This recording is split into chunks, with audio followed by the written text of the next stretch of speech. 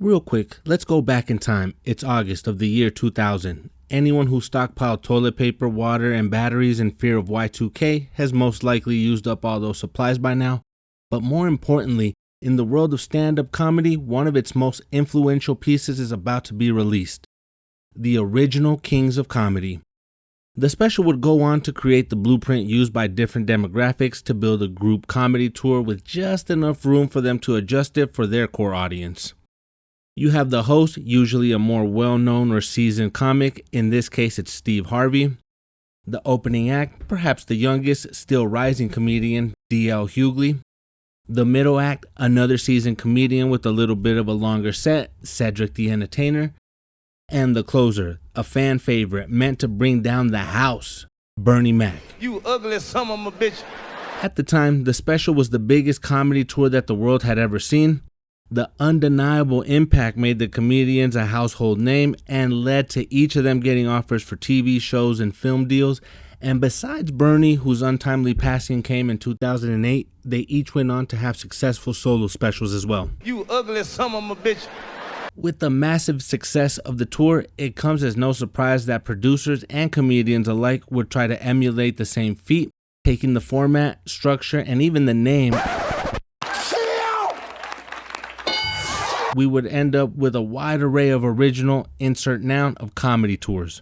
My only request would have been that anyone who wanted to use the format has to wear a big old Tom and Jerry is you is or is you ain't zoot suit on stage. The first spin-off, and rightfully so, dropped in 2001. We get The Queens of Comedy, and it's actually a direct follow-up. Where Kings was 4 black men joking about religion, music, family dynamics, race relations, and their perspective as black men in America, The Queens of Comedy is the other side of that coin, with 4 black women giving us their point of view on self-image, relationships, and family. Like its predecessor, we get clips between sets to give a little behind-the-scenes action, showing us the comedians on the road, at beauty salons, and just interacting with the public at different locations. Taking over as the MC, we have Laura Hayes. Our opener this time is Adele Givens. Some More takes care of the middle performance, and wrapping up the special is Netflix favorite comedian Monique. All the fat girls, all you fat bitches should have got up out your seat when my fat ass pulled around in that goddamn pyramid. All 4 of them continue to have careers in TV and film, not quite on the level of the Kings of Comedy, but offers nonetheless, with Some More and Givens still doing stand-up to this day, with the exception of Monique, who went on to be hugely successful, matched by having massive controversies and beefs. But the proof was in the pudding. The formula works, opening the gates for everything that followed. Honestly though, imagine Monique delivering her set in a huge zoot suit. It's comedy gold. And yes, I know, I'm easily entertained, but that's why I talk about stand-up and not opera or ballet performances like Swan Lake. Come on! Let's see the gross half of your face so I can get out of here. It wouldn't be long before the next installment in 2002 was delivered, this time from the Latin community with the original Latin Kings of Comedy. Here, the format changes just a little. We still have our veteran host in the form of Cheech Marin. However, this time we have 2 opening acts, the first being Joey Medina, and followed by that is Alex Raimundo. As our seasoned comedian / middle act, we have George Lopez, just a few years before his career would eventually take off. And the crowd favorite is Paul Rodriguez. I asked my mother, how come you had so many kids? She said, but shit, I didn't know all of you were gonna survive. And for all the skater boys, yes, he is the father of skate legend P-Rod. The special takes us into the world of growing up Latino in the U.S., life with immigrant parents, and with the special being shot in the border town of El Paso, Texas, we're told about the differences between Mexico and the U.S. regarding prices, partying, and even law enforcement. I found out there was a 20th anniversary tour that happened back in 2022, but only Paul and Joey returned. Talk about the original exploiting nostalgia of comedy, am I right?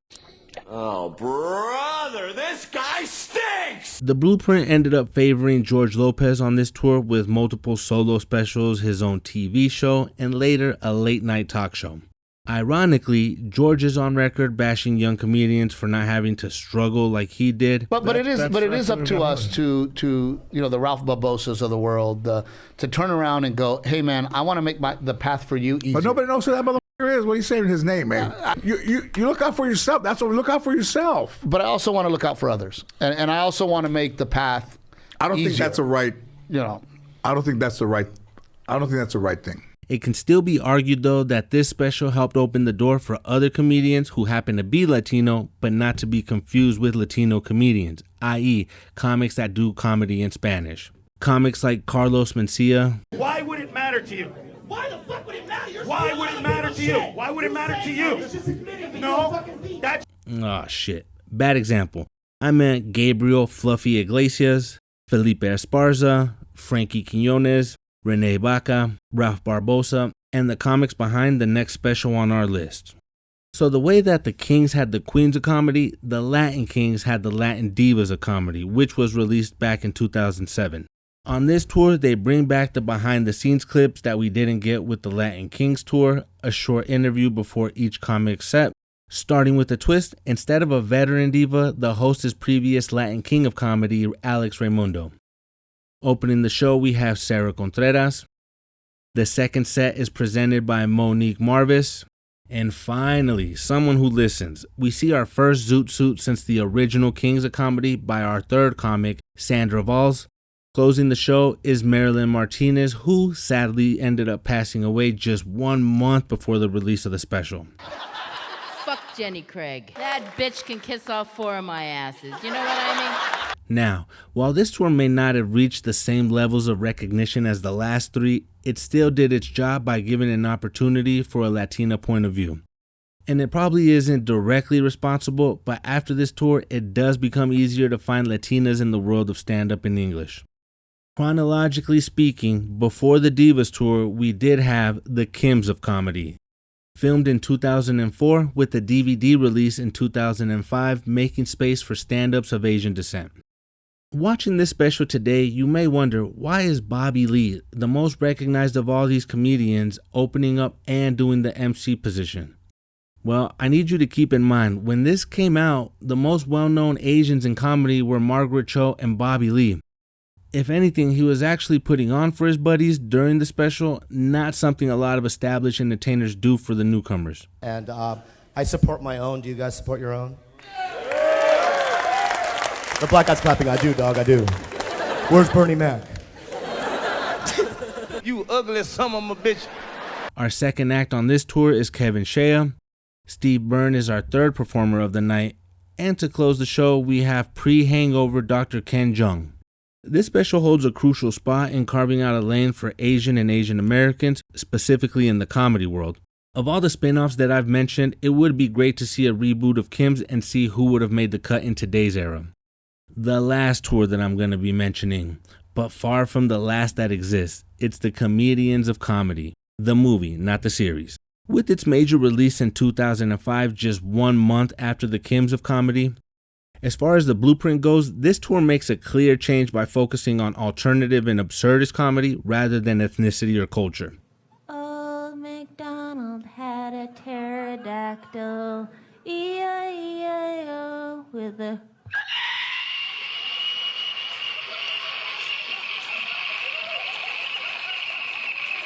The movie is a stand-up mixed with a documentary, with each performance taking place in a small indie rock venue. Patton Oswalt serves as the opener MC, and we know this because in multiple clips, he brings out the other comedians to the stage. The rest of the sets, however, are presented in a way that, unless you saw it live, there's no way of telling who actually came out in what order. We get a joke or two from Brian Posehn, then it cuts to documentary footage for a couple of minutes, and when it cuts back, now Maria Bamford is on stage. We also know that Zach Galifianakis, also pre-Hangover, arrived later in the tour, but the sets continue to be presented in a shuffled sequence. Now, as confusing as it may sound, the decision makes perfect sense, making the special reflect the absurdity of the jokes themselves. I only went over 5 tours that use the Kings of Comedy blueprint, but these are far from the only ones that exist. We have the Killers of Comedy, the American Indian Comedy Slam, the Drag Queens of Comedy. The formula has even gone international with shows like the Queens of Asia, a Queens of Comedy, but for Muslim women.